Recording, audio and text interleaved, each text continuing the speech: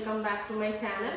இன்னைக்கு நம்ம சேனல்ல எல்லாருக்கும் ரொம்ப பிடிச்ச எம்டி சால்னா தான் பார்க்க போறோம். இந்த சால்னா வந்து நம்ம ஆப்பம், இடியாப்பம், இட்லி, தோசை, சப்பாத்தி, பரோட்டா எல்லாத்துக்குமே சூப்பரான ஒரு சைட் டிஷ் இது. வாங்க இது எப்படி செய்யறதுன்னு பார்க்கலாம். இப்போ நம்ம எம்டி சால்னாக்கு என்னென்ன தேவைன்னு நான் இங்கே வந்து கட் பண்ணி வச்சுருக்கேன். இது வந்து காய்கறி இல்லாத சமயத்தில் நம்ம வீட்டில் வந்து சீக்கிரமாக செஞ்சு சாப்பிட்றதுக்கான ஒரு சூப்பரான சைட் டிஷ். ஆனியன், தக்காளி, பச்சை மிளகாய், இஞ்சி பூண்டு பேஸ்ட்டு, தேங்காய் பேஸ்ட் ஒன்று அரைக்கணும். அது வந்து நான் அப்புறம் சொல்கிறேன். முதல்ல இதெல்லாம் வந்து நம்ம வதக்கிக்கலாம். இப்போ நான் வந்து பேனில் ஆயில் ஊற்றிருக்கேன். கொஞ்சம் சோம்பு, ஒரு 2 துண்டு பட்டை, ஒரே ஒரு பிரிஞ்சி இலை, மராட்டி மொக்கு ஒன்று, அன்னாச்சி பூ, இவ்வளோதான் இதோட தாளிப்பு. இது கூட ஆனியன் ஆட் பண்ணிக்கிறேன்.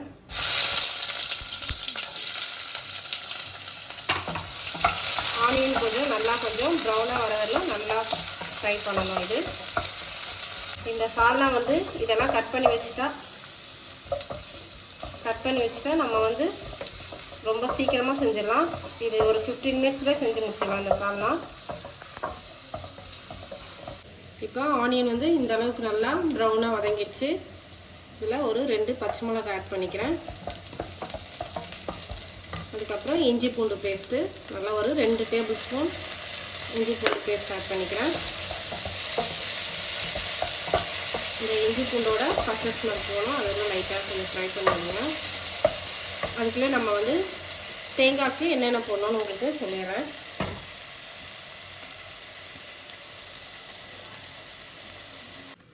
தேங்காய் பேஸ்ட்டுக்கு தேங்காவும் முந்திரி, இதில் தேங்காய் பேஸ்ட் தான் வந்து ரொம்ப முக்கியமானது.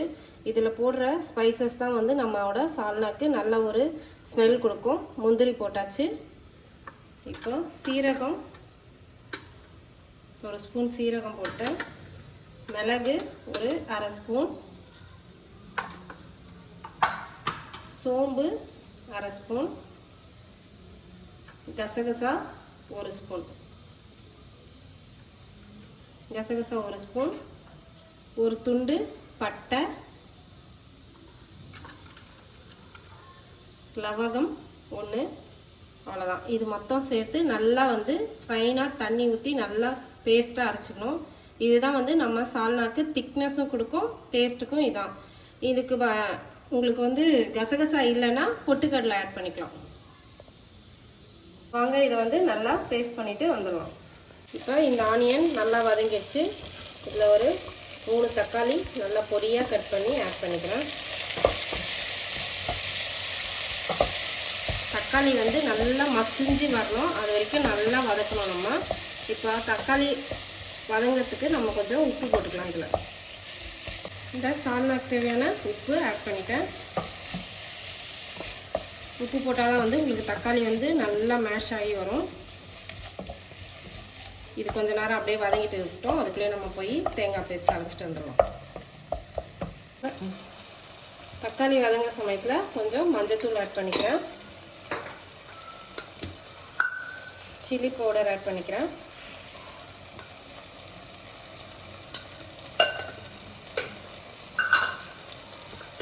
கொஞ்சம் கரம் மசாலா, இதுவும் சேர்த்து நம்ம நல்லா வதக்கி விட்டுக்கலாம்.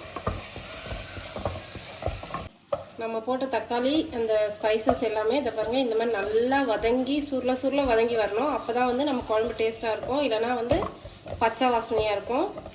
இங்கே பாருங்கள், இந்த மாதிரி நல்லா மேஷ் ஆகி வரணும். இப்போ வந்து தண்ணி ஆட் பண்ணிக்கிறேன்.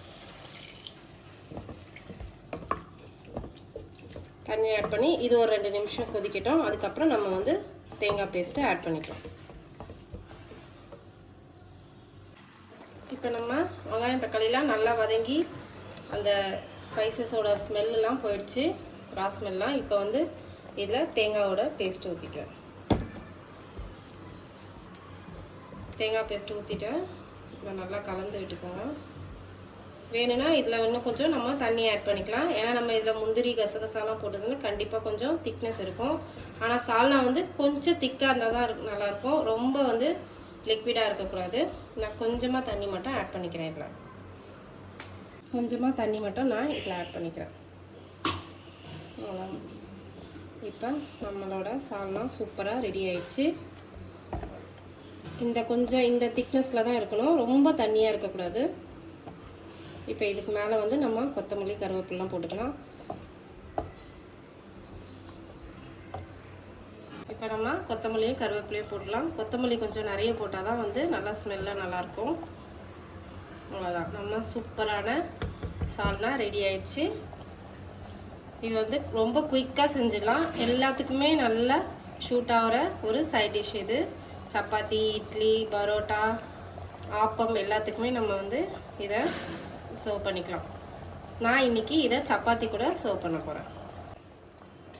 இது கொதிக்கிற நேரத்தில் நான் வந்து சப்பாத்தியும் போட்டுக்கிறேன். சப்பாத்தி போட்டுட்டு உங்களுக்கு நான் வந்து காமிக்கிறேன். நம்மளோட எம்டி சால்னா ரெடி ஆயிடுச்சு. வாங்க நான் இப்போ சர்வ் பண்ணுறேன். நான் இன்றைக்கி சப்பாத்தியோட சர்வ் பண்ணுறேன்.